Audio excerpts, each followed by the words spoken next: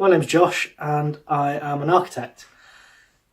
Being an architect generally involves designing buildings, but my day-to-day life at work involves a lot more than just simply drawing the next new office or a new house for someone.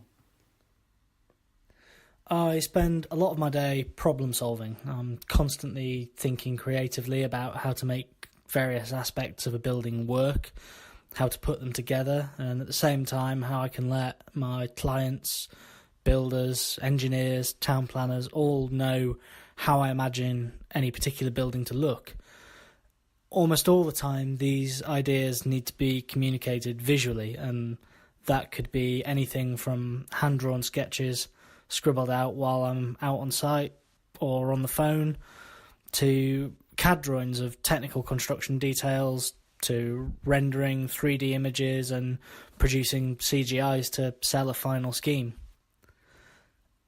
As an architect, you are trained to visualise things in both 2 and 3 dimensions to constantly varying levels of detail, and you develop the skills needed to help others understand these ideas. For me, that skill set and training began at school, and art is a fantastic subject for helping to develop that creative communication process.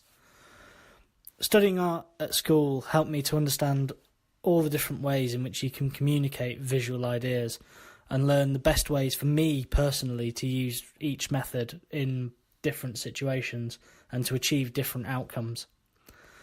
I think art is one of the only subjects at school that still places the focus more on process than it does on the final product. And for me, that's really, really important. The process and the understanding is what matters more than anything else. I really can't draw very well by hand. None of the hand drawings that I produce at work on a daily basis are good by conventional standards.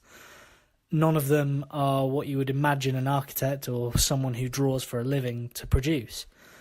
But what I do know is how to draw.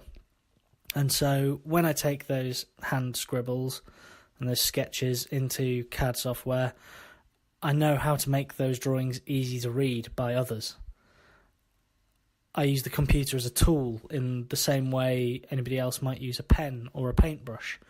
And although the end result is very different, the process and the thought behind it, the ideas that it communicates are always the same. So don't let the fact that you can't draw be a reason not to study art. I won't lie to you, being able to draw will help, but it's about a lot more than just drawing. It's about understanding how people think, understanding processes, analysing the work of others, and ultimately it teaches you skills that are useful in any career, not just architecture.